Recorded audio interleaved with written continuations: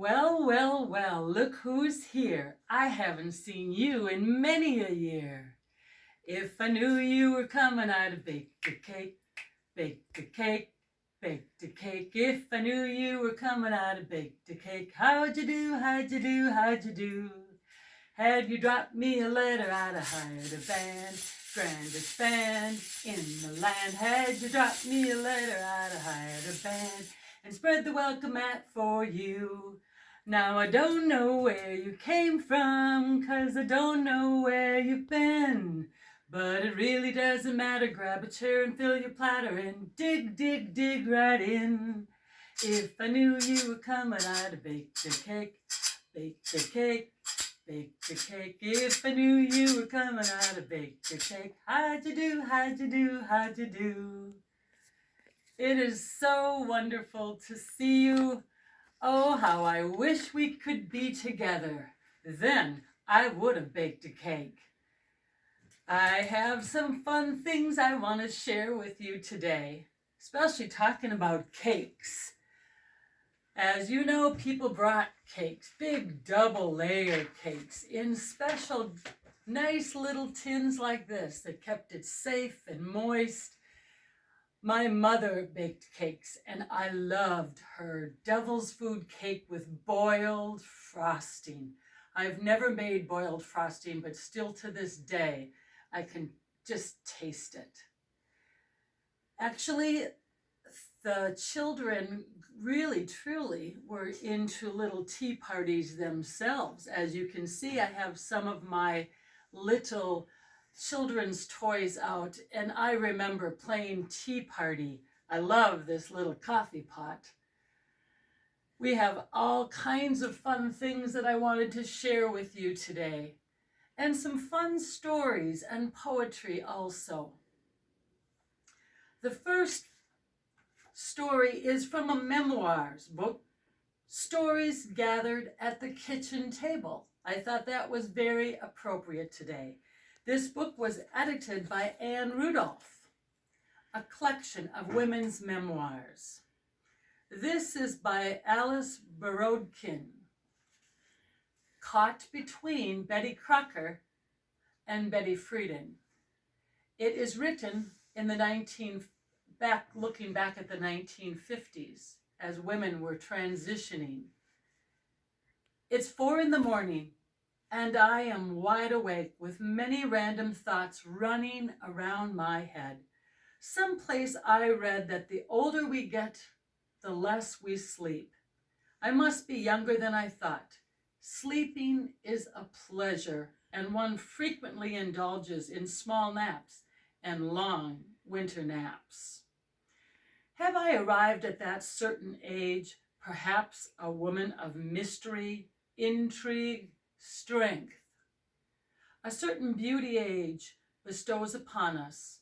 My age has brought me wisdom and wrinkles and knowledge of myself. I suppose I was stubborn. I still can be, and I am stronger than I thought. I was smarter than I gave myself credit for, and I didn't realize I was bucking the system and the rules for women of the 1950s almost all of the time. Yes, I am a survivor of many titles: mother, sister, daughter, wife, aunt, grandmother, widow, lover, bride at 26, and survivor of whatever life throws at me. Titles like a 7-layer chocolate cake. In New York City in the 1950s, girls were looking at marriage. My friend Barbara and I would skip school on Friday afternoon to go to Schrafft's for tea time and shopping for our trousseau. We were 19 going on 12 and living the dream the women's magazines and Betty Crocker said we should not only appreciate, but happily embrace. There were no lists of what I was looking for in a mate, as my young friend Melody told me she had before she married. And she had decided not to have children. Who thought about those decisions in the 1950s? We just got married. White dress, trousseau, and honeymoon in Bermuda, along with everyone else. No plans for the future after wedding day. No options either. I graduated college on Thursday and got married that Sunday. I followed the Good Wife book. Really, I received it at my shower.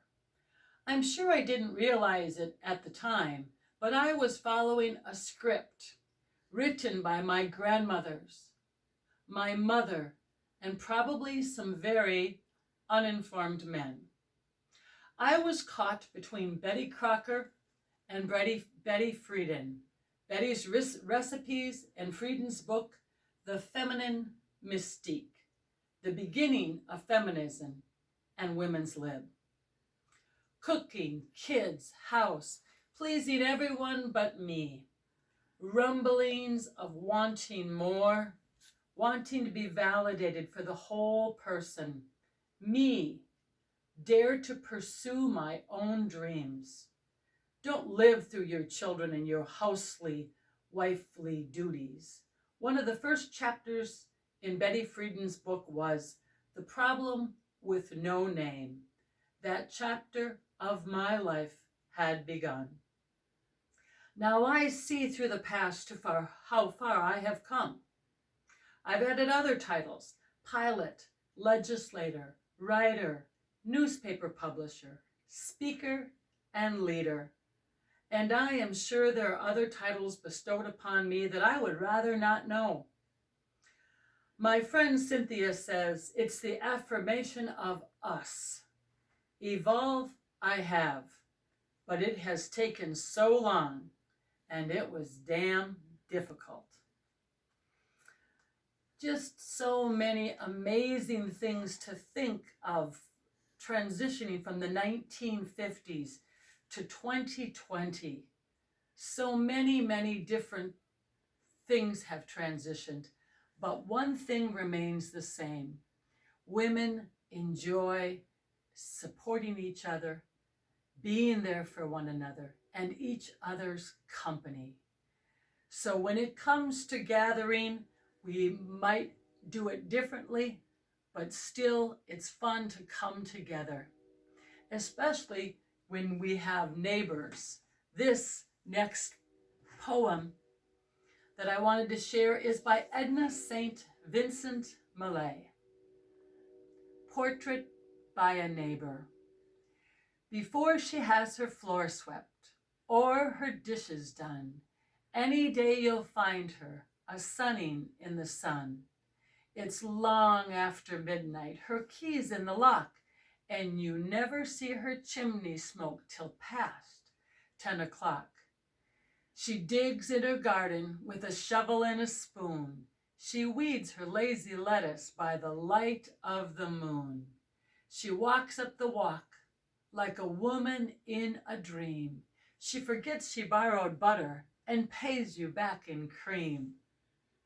Her lawn looks like a meadow, and if she mows the place, she leaves the clover standing and the Queen Anne's lace. I think of all of my different friends who are exploring hobbies and pastimes and careers, and certainly this brings the memory of my good friend who was an avid gardener, in addition to all of her other endeavors.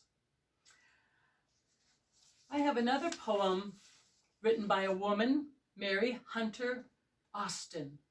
Mary Austin was born in 1868. She was an American writer and one of the early nature writers of the American Southwest. I've gathered poems for today that speak of spring because it's that time of year here in Minnesota, and there's nothing more beautiful than seeing everything come alive again. Cream cups, buttercups, dandelions and sedges, blackbirds in the poplar row, sparrows in the hedges, fruit buds in the orchard, swelling with the rain, all the close-fed pasture lands growing green again. Poppies on the river bluff soon will wake from sleeping, home along the foothills, woolly clouds a creeping. The fun thing that I found in selecting the poetry for today were the different themes that were repeating themselves from one poet to another. You'll hear some of the same words and phrases in the next poem written by William Wordsworth. William Wordsworth was born in 1770 in England, and he was the second of 5 children. Both his parents died when he was young, and he was separated from his siblings. Later, reuniting with his sister Dorothy, they remained close for the rest of their life. This poem, I Wandered Lonely as a Cloud, is also called Daffodils. The poem's simple and straightforward language doesn't have much in the way of hidden meaning or symbolism, but reflects Wordsworth's deep appreciation for nature. Before graduating from college, Wordsworth went on a walking tour of Europe, which inspired his interest in natural beauty as well as the common man. Daffodils by William Wordsworth. I wandered lonely as a cloud that floats on high o'er vales and hills, when all at once I saw a crowd, a host of golden daffodils. Beside the lake, beneath the trees, fluttering and dancing in the breeze, continuous as the stars that shine and twinkle on the Milky Way, that stretched in never-ending line along the margin of a bay. 10,000 saw I at a glance, tossing their heads in sprightly dance. The waves beside them danced, but they outdid the sparkling waves in glee. A poet could not but be gay in such a jocund company. I gazed and gazed, but little thought what wealth the show to me had brought. For oft when I on my couch lie, in vacant or in pensive mood, they flash upon that inward eye, which is the bliss of solitude. And then my heart with pleasure fills and dances with the daffodils.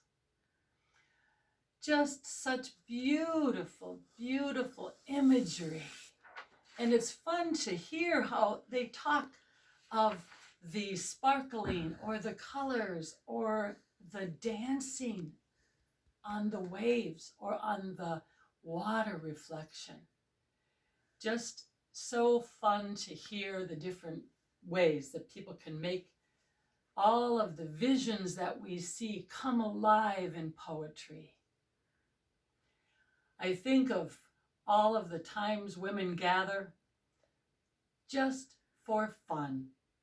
And this is one of my favorite poems by Linda Joy Montgomery. It's called Come Play With Me. I invite the newness of this moment into my heart. The rush of the wind, the falling of the raindrops, the bursting of sunlight. I embrace this energy of life. Come play with me. Let us dance in the glory of God's love and sing a new song of joy to the world. Happiness floats on the wind, waiting to be breathed and celebrated. O spirit of life that makes gardens grow and birds sing, come play with me and let my soul take flight. Like sunlight, we will create dancing stars on the water. We will laugh with the leaves and turn our backs to the wind.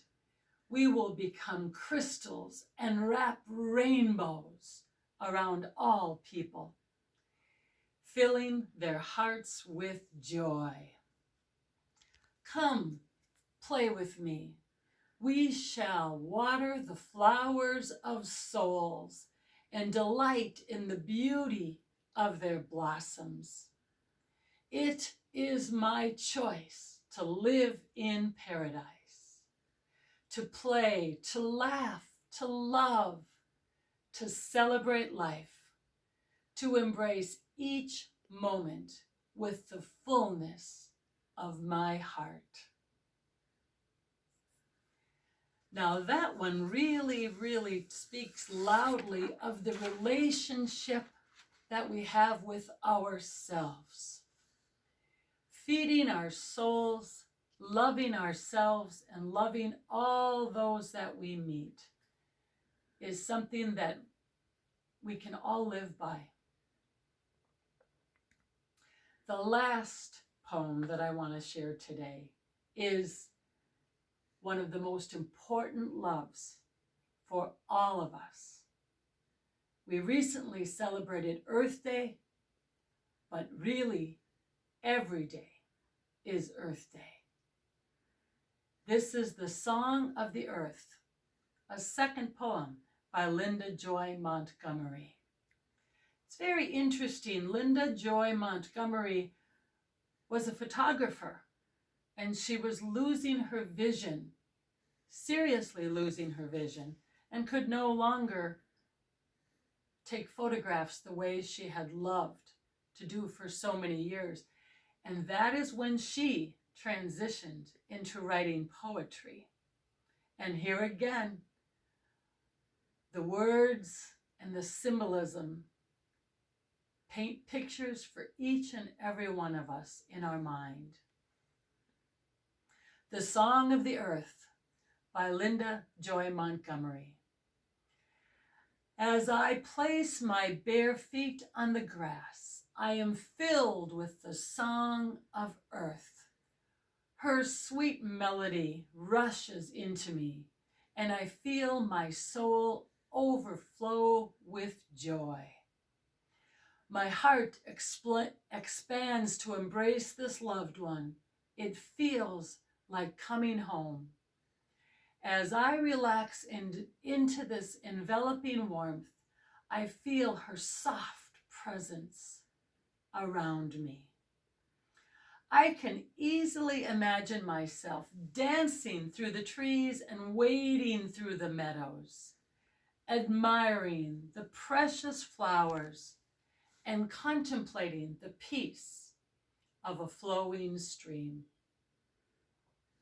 The song of earth, how deep and sweet this resonance. Gently she pulls me into herself, washing away my tears, mending my sorrows. In this oneness, there is only love, compassion for being, and divine radiance. In this presence, all my fears give way to a new, bubbling spring of joy. I am so happy that we could spend this time together. I look forward to being with you and sharing other poems and stories. In the meantime, I hope you have a very, very wonderful day and find beauty in every moment.